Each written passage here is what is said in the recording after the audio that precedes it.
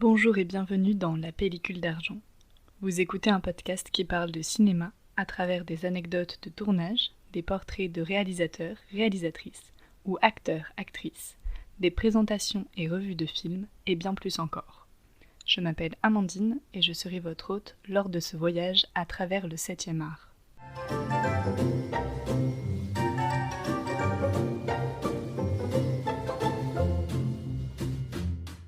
Avant de commencer, je tiens à vous dire que je suis ravie de reprendre enfin en main le podcast après une pause hivernale qui s'est prolongée pour laisser passer les fêtes, les rhumes, un déménagement, etc. Cet épisode marque la fin de mon retour sur le festival de La Rochelle. Dans la première partie, je vais raconter les dernières anecdotes que j'ai en tête. Ensuite, je ferai un portrait de Brad Pitt pour qui certains films sont passés dans le cadre de la catégorie Une journée avec Brad Pitt. Je présenterai ensuite les dernières avant-premières du festival dont j'ai envie de parler. Je ne présente pas tous les films parce que ça serait trop long et je préfère me concentrer sur ceux que j'ai aimés. Exceptionnellement, comme j'ai pris un peu trop de retard pour les 3 premiers épisodes sur le festival, j'ai envie de faire une dernière partie où je vais vous parler des avant-premières que j'ai vues récemment pour que vous puissiez voir les films si je vous donne envie tant qu'ils sont en salle.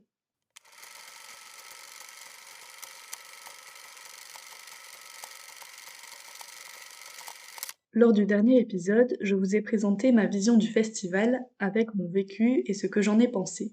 Maintenant, je vais revenir un peu sur le contenu annexe au film que j'ai pu voir et quelques anecdotes en plus. Ce que j'appelle du contenu annexe, c'est par exemple des tables rondes, comme celle que j'ai mentionnée rapidement lors de l'épisode précédent autour d'Audrey Hepburn, des rencontres ou des leçons. Il y a eu une leçon sur le montage à laquelle j'aurais aimé assister mais je n'ai pas pu.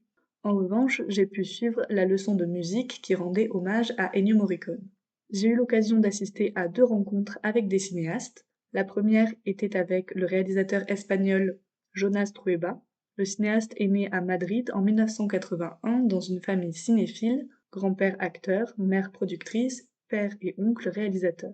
Il puise son inspiration pour ses films dans le cinéma lui-même, il assume de s'inscrire dans la lignée de plusieurs cinéastes. Il a 2 autres inspirations, sa ville natale, Madrid, et l'amitié. Il a commencé à filmer jeune, pendant ses vacances. Sa méthodologie de travail mélange la fiction et la réalité. Le tournage d'un film avec lui vient surtout d'une envie, d'une impulsion. Il sait quand il commence et pourquoi, mais il ne sait pas toujours où le film va le mener. C'est le cas par exemple pour le film Los Exiliados Romanticos, qui suit le parcours de 3 amis en camping-car direction la France. Le film a été tourné en 12 jours avec une équipe très réduite et un simple appareil photo. Malheureusement, je n'ai pas eu l'occasion de voir ce film, j'aurais bien aimé voir le rendu. Mais comme je l'ai déjà dit dans l'épisode précédent, j'ai fait des choix pour adapter mon programme et j'ai vu un seul film de Jonas Trueba. Il s'agit du film Eva en août, qui montre quelques jours d'une jeune femme qui décide de rester à Madrid pendant l'été. J'ai trouvé le film sympathique, mais sans vraiment de rebondissement. Évidemment, c'est le but de ce genre de film, de montrer une tranche de vie, c'est tout l'intérêt. La rencontre avec le cinéaste était intéressante, j'aurais aimé voir plus de ses films. Mais c'est l'avantage et l'inconvénient d'un festival avec une si grande ampleur, il y a beaucoup de choix à faire. La deuxième rencontre était avec la réalisatrice britannique Joanna Hogg. Elle est née en 1960 à Londres. Sa filmographie comprend 6 longs métrages, ce qui peut paraître peu comparé à d'autres cinéastes, mais elle n'a pas sorti son premier film avant l'âge de 47 ans. Elle a pris le temps d'expérimenter et de maîtriser le cinéma avant de se lancer. J'ai pu voir 2 de ses films. Le premier est Archipelago, qui raconte l'histoire d'une famille qui se retrouve sur une île avant le départ en Afrique du Fils pour une mission humanitaire, mais le père ne vient pas. J'avoue ne pas avoir accroché à ce film. Je l'ai trouvé lent et étiré pour rien, je trouvais qu'il ne se passait pas grand-chose. Le deuxième que j'ai vu est Exhibition, qui montre la vie d'un couple qui décide de vendre sa maison. Les rêves, souvenirs, peurs et angoisses liées à la maison refont alors surface. Encore une fois, je n'y ai pas trouvé un grand intérêt et je n'ai pas aimé. C'est pourquoi j'ai décidé de ne pas en regarder plus. Comme je l'ai dit précédemment, j'ai assisté à une leçon de musique en hommage à Ennio Morricone. Je dois être honnête, avant la leçon, je ne le connaissais même pas de nom. Pourtant, Ennio Morricone compte plus de 500 musiques pour le cinéma et de nombreuses nominations et récompenses pour meilleure musique de film. Il est mondialement connu et considéré comme un des meilleurs compositeurs. Ennio Morricone est né en 1928 à Rome et est mort en 2020 dans la même ville. Durant la leçon, il y a eu plusieurs intervenants, dont son fils en visio en direct de Rome, et un cinéaste qui a pu travailler avec lui. Nous avons pu voir des extraits de films avec des musiques. Comme sorte d'exercice, l'animateur a passé quelques extraits de musique sans les images des films correspondants, et on devait imaginer à quel genre de scène la musique pouvait être associée. Une dernière anecdote que je ne savais pas trop où caser, mais que je trouve plutôt marrante, donc je le dis maintenant. Je suis allée voir l'avant-première du film L'étrange histoire du coupeur de bois, réalisé par Mikko Millilahti, qui raconte l'histoire d'un bûcheron à qui il arrive plein de drames mais qui ne semble pas s'en soucier. J'avais trouvé le film assez étrange, c'est pour ça que je ne l'ai pas gardé pour en parler plus en détail dans la dernière partie. Mais je vous invite à chercher plus d'infos si vous êtes intrigué pour en savoir plus. Bref, là n'est pas le propos. Parce que ce dont je veux vous parler s'est passé avant mais surtout après la projection. L'animateur qui présentait le film a fait une blague sur le fait que Philippe Poutou était dans la salle, disant comme quoi le cinéma n'est pas que de droite. Sur le coup, j'ai souri et je me suis retournée un peu pour voir si c'était vrai, mais je ne l'ai pas vu, donc je suis passée à autre chose et j'ai oublié cette histoire en regardant le film. Vous vous en doutez que si je vous raconte ça, c'est que l'histoire ne s'arrête pas là.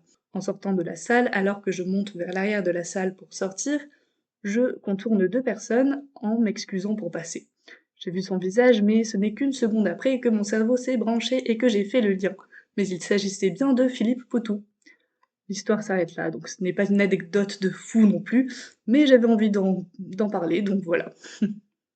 Oh, what's in the box? What's in the fucking box? Give me the gun. Look around. I see a lot of new faces. Shut up! Which means a lot of you have been breaking the first two rules of Fight Club. But warned if you heard of us, you probably heard we ain't into prisoner-taking business. You know, fighting in the basement offers a lot of difficulties. Number one being, you're fighting in the basement. You are real, right? I'm as real as a donut, motherfucker.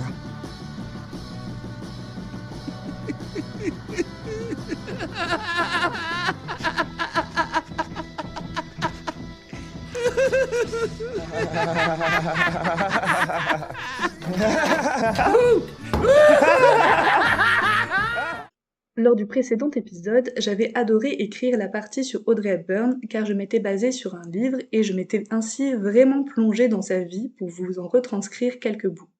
Aujourd'hui, je viens vous parler de Brad Pitt, acteur iconique, et pour avoir un peu de matière, j'ai regardé un documentaire parlant de sa carrière. Ah, je fais des rimes.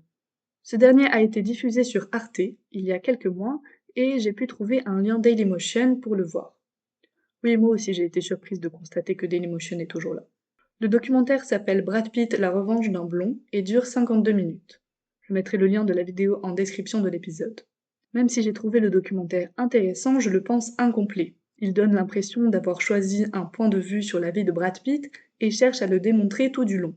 Je ne prends donc pas ce documentaire comme étant une vérité absolue et exhaustive de la vie de Brad Pitt, mais je vais tout de même pouvoir vous parler de ce que j'ai appris. L'acteur est né à Oklahoma City en 1963, le 18 décembre. Il fêtera donc en fin d'année ses 60 ans. Étant jeune, il a été bercé par les récits de figures emblématiques comme Jesse James. Il se passionne pour le cinéma dès l'âge de 10 ans, avec une préférence pour les westerns. Plus tard, il décide de quitter l'université pour partir direction Hollywood, Los Angeles, dans le but de démarrer une carrière d'acteur. Il commence par faire des extras, il joue pour des pubs, des soaps, des sitcoms et enchaîne les seconds rôles pendant 5 ans.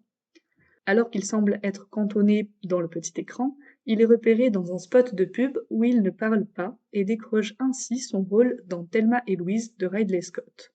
Il joue un autostoppeur qui symbolise le désir et le fantasme. Son corps est beaucoup mis en avant et devient même l'objet entre guillemets principal d'une scène de sexe alors que cette position de centre de l'attention dans ce genre de scène est habituellement donnée au corps des femmes. Grâce à ce rôle, il passe de anonyme à sex symbole. Le documentaire tire là une leçon qui est de dire « moins il parle, plus il est crédible ». Et c'est sur ça que toute la narration du documentaire est basée.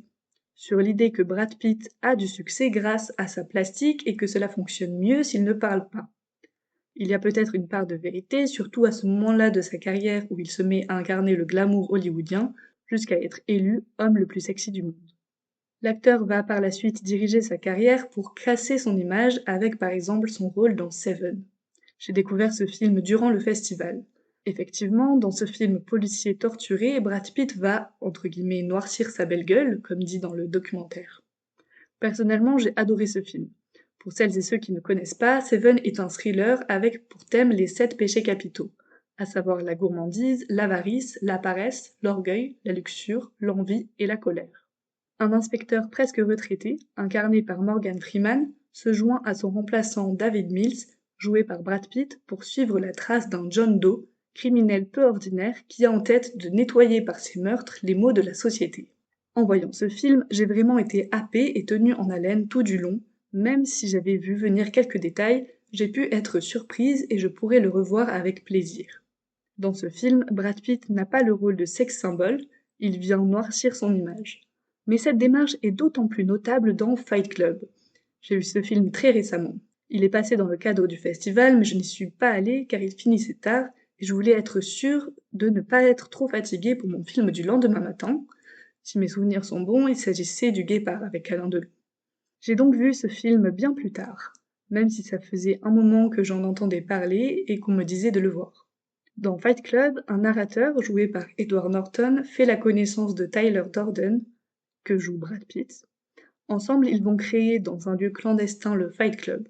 Tyler est une sorte de gourou anarchiste à la tête des opérations du club. Comme vous vous en doutez, le principe du club est de se battre. Violemment. Mais la première règle du Fight Club, c'est qu'on ne parle pas du Fight Club. Alors je n'en dirai pas plus. Ces deux films, Seven et Fight Club, ont été réalisés par David Fincher, respectivement en 1995 et 1999. On y retrouve le même style de montage rythmé, des lieux sales, un grand aspect psychologique. Et clairement, dans Fight Club, Brad Pitt vient écorcher son glamour. Le corps de l'homme le plus sexy du monde est frappé, violenté, mutilé. Dans les années 2000, il enchaîne les grosses productions, avec notamment la trilogie des Ocean's 11, Snatch, Spy Games ou encore 3. Il adopte un profil sombre dans l'assassinat de Jesse James par le lâche Robert Ford de Andrew Dominik en 2007. En 2008, dans Burn After Reading des frères Coen, Brad Pitt incarne le cliché du blondinet écervelé. Il va pousser la caricature à fond dans Inglourious Basterds de Quentin Tarantino en 2009, tirant ainsi le film vers la comédie. Il fonde en 2002 une société de production, Plan B, avec Jennifer Aniston et Brad Grey, et en devient le seul propriétaire en 2006. Il aide ainsi à produire de nombreux films de cinéastes auxquels il croit. Le film 12 Years a Slave qu'il produit obtient notamment l'Oscar du meilleur film en 2014. Dans Once Upon a Time in Hollywood de Quentin Tarantino en 2019, Brad Pitt incarne Cliff Booth, un cascadeur doublure d'une star de la télévision à la carrière déclinante, Rick Dalton, joué par Leonardo DiCaprio. Le film est une uchronie. J'ai appris ce terme dans mes recherches pour cet épisode. Cela signifie qu'il repose sur le principe de la réécriture de l'histoire à partir de la modification du passé. En l'occurrence, il s'agit de l'affaire Sharon Tate, qui a réellement été assassinée en 1969 par des membres de la famille Manson sous les ordres de Charles Manson, alors qu'elle était enceinte de 8 mois. Le personnage de Leonardo DiCaprio est fictif, mais le personnage de Brad Pitt est inspiré d'un cascadeur qui a bien existé dans les années 60-70, dont Quentin Tarantino n'a pas révélé le nom. Quelques acteurs lui ont raconté beaucoup d'histoires à son propos. Il a même rencontré de vieux cascadeurs qui le connaissaient tous. C'était le genre de gars un peu barjot qui faisait le gros dur façon cow-boy. Il avait quelque chose d'effrayant et de presque indestructible. Il faisait toutes les cascades possibles. Il est même dit qu'il avait un côté tueur. Cette anecdote, je l'ai trouvée dans un livre qui s'appelle « Ça tourne mal à Hollywood » de Philippe Lombard. Je mettrai la référence en description de l'épisode. Je pense qu'à l'avenir, je citerai comme ça des livres que j'utilise juste la première fois que je m'en sers, et après je mettrai seulement les sources en description. Le documentaire se conclut sur cette prestation et mentionne le fait que l'acteur est réconcilié avec son image dans ce film, dans le sens où son corps est mis en avant comme à ses débuts. Il y a notamment une scène où il se trouve torse nu à réparer un toit qui est complètement gratuite. Et en même temps, il fait une très bonne performance. Brad Pitt obtient pour ce rôle un Oscar, un Golden Globe et un BAFTA. Dans le documentaire, il est dit que ce rôle correspond à la vie qu'il aurait pu avoir s'il n'avait pas rencontré le succès. À la lumière de la dernière anecdote, je n'aurais pas dit ça personnellement. J'aime beaucoup ce film et j'ai adoré le revoir pendant le festival. Le documentaire parle assez peu de la vie privée de l'acteur. Il est simplement dit qu'il subit un acharnement des paparazzis, allant jusqu'à devoir préparer des plans pour s'échapper de sa propre maison. Il contrôle les moindres détails et ne laisse rien échapper de sa vie privée. J'ai trouvé le documentaire plutôt intéressant, mais tout de même incomplet. Comme je le disais au début, il cherche à positionner à tout prix Brad Pitt dans la case de figure de sex symbole qui cherche à s'en défaire. C'est sûrement en partie vrai, mais le documentaire semble construit de manière à raconter cette vision. Un des points positifs est que ses relations avec Jennifer Aniston et Angelina Jolie sont très peu évoquées, ce qui évite de transformer le documentaire en revue People. J'ai vu récemment le film Babylone de Damien Chazelle, dans lequel Brad Pitt joue le rôle d'un acteur durant la transition entre le cinéma muet et le cinéma parlant aux côtés de Margot Robbie et Diego Calva.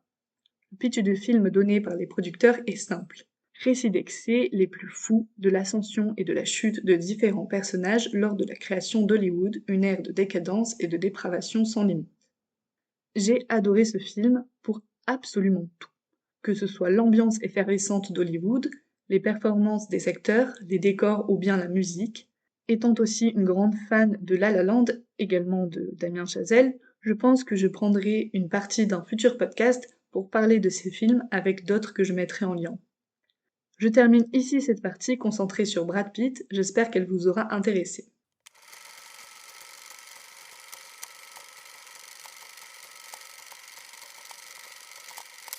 J'aborde maintenant la troisième partie de l'épisode où je vais revenir sur 3 avant-premières.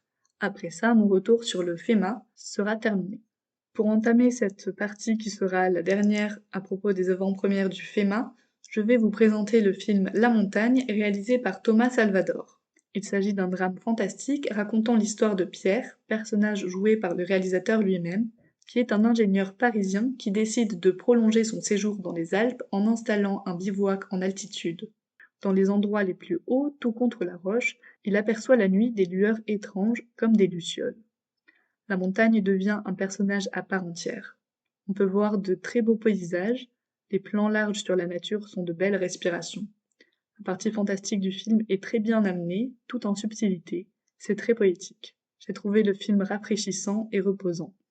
J'enchaîne avec le film Nos Soleils, ou Alcaraz, en version originale, réalisé par Carla Simon et Arnaud Villaro. C'est un drame espagnol qui raconte l'histoire de la famille Solé, qui vit dans un petit village de Catalogne. Les membres de la famille se réunissent chaque été pour cueillir les pêches de leur exploitation. Mais cette année, ils sont menacés d'expulsion car le propriétaire du terrain souhaite y installer des panneaux solaires. Face à l'avenir incertain, la famille se divise et traverse difficilement cette épreuve. Une particularité de ce film est que les acteurs ne sont pas des professionnels, mais le rendu est authentique et les moments en famille pleins de vie et de partage sont bien retranscrits. Le film m'a paru un peu long, il dure 2 heures, mais il est très touchant et on peut y voir de beaux paysages.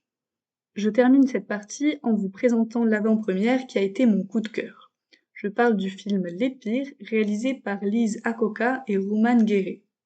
Il s'agit d'une comédie dramatique qui met en scène le tournage d'un film dans la cité Picasso de Boulogne-sur-Mer, dans le nord de la France. L'histoire commence par le casting, durant lequel 4 adolescents sont retenus pour jouer dans le film. Cette annonce fait réagir le quartier et les habitants se demandent pourquoi ce sont entre guillemets les pires qui ont été choisis.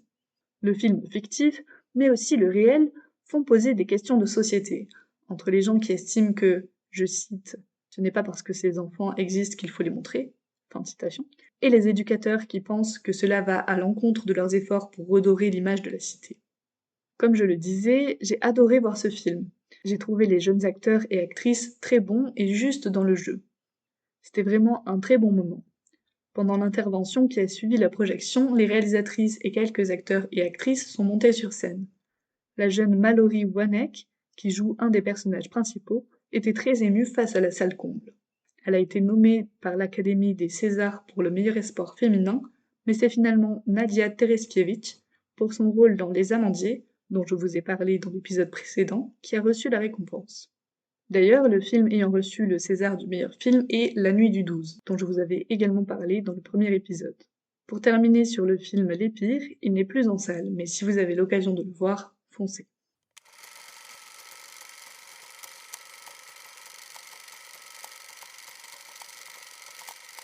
Comme annoncé dans l'introduction, j'ajoute une dernière partie à cet épisode pour vous parler de 3 films que j'ai vus en avant-première ces derniers temps. J'ai vu le film Mon Crime de François Ozon. C'est son 3e film que je vois en avant-première en sa présence. Étaient également présents les 2 actrices Rebecca Marder et Nadia Tereskevich et l'acteur André Dussolier. Le film est une adaptation d'une pièce de théâtre qui se déroule dans les années 30. Il raconte l'histoire d'une jeune actrice qui se retrouve accusée d'un meurtre et de son amie avocate qui l'aide à se défendre. Le langage utilisé correspond au langage de l'époque, mais a été légèrement retravaillé pour qu'il soit naturel pour les actrices.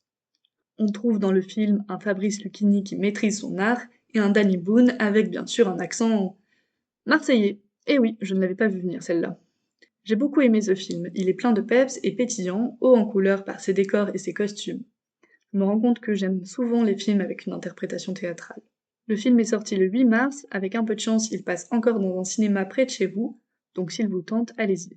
En tout cas, moi, je vous le recommande. J'ai eu l'occasion de voir Je verrai toujours vos visages de Jeanne Herry, en sa présence, accompagnée de l'actrice Leila Bekti. Le film parle de la justice restaurative. C'est un procédé qui existe depuis 2014 et consiste à faire se rencontrer, dans un cadre sécurisé, des personnes victimes et auteurs d'infractions dans le but de dialoguer entourés de professionnels. On suit dans le film 2 histoires en parallèle. La première montre un échange entre 3 détenus condamnés pour vol avec violence et 3 victimes de braquage, vol à l'arraché et homejacking.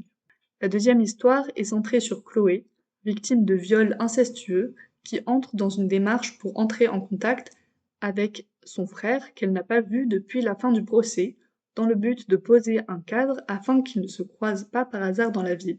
Alors que le parcours pour le groupe correspond à un tissage en cercle, l'évolution pour le personnage de Chloé, joué par Adèle Exarchopoulos, est une flèche ascendante. Le tournage a été fait dans l'ordre chronologique avec très peu de décors. Il y a beaucoup de soutien entre les acteurs, parmi lesquels on trouve Leila Bekti, Gilles Lelouch, Fred Testo ou encore Miu Miu. C'est un film très humain et bouleversant, j'ai appris plein de choses. Les acteurs et actrices sont formidables, il y a de très belles performances.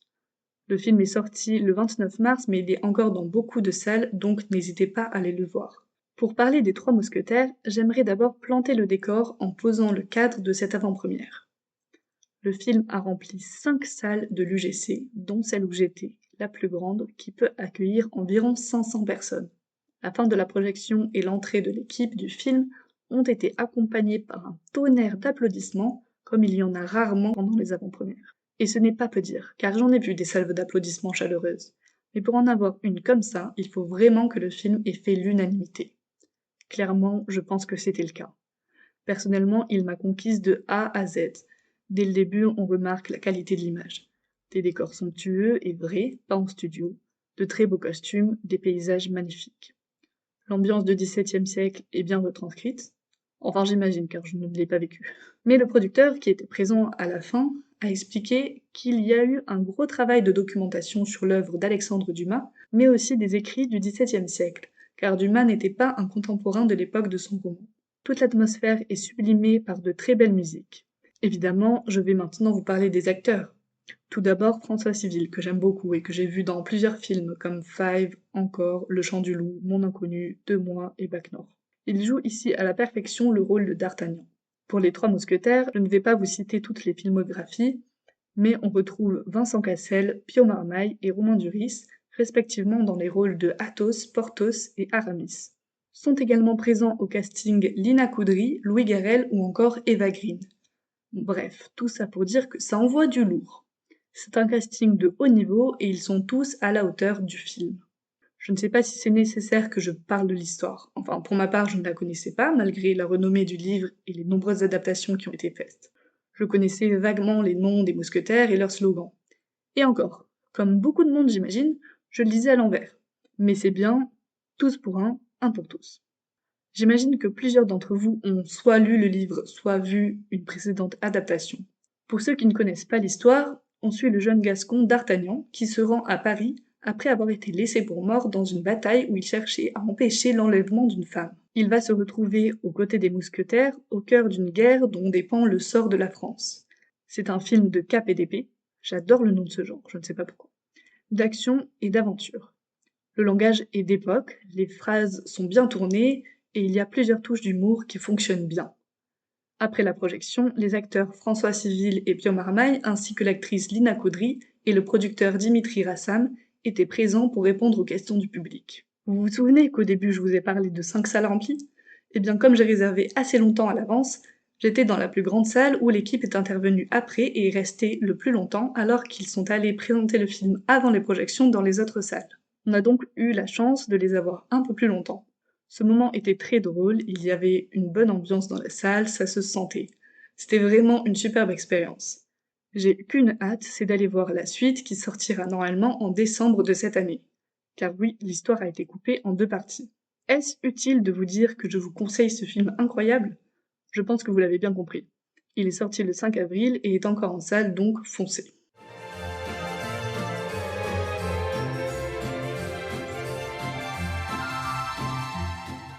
Merci d'avoir écouté cet épisode jusqu'au bout. C'est donc la fin de mon retour sur le fait main. J'ai adoré cette expérience et j'espère y passer à nouveau quelques jours pour la prochaine édition. Comme d'habitude, n'hésitez pas à me contacter par mail à l'adresse lapelliculedargent@gmail.com ou sur Instagram. Vous trouverez les liens en description pour m'envoyer vos remarques ou commentaires si vous avez vu certains de ces films. C'est toujours un plaisir de lire vos retours. La prochaine fois, je ferai un épisode spécial sur le festival du film francophone d'Angoulême. À bientôt!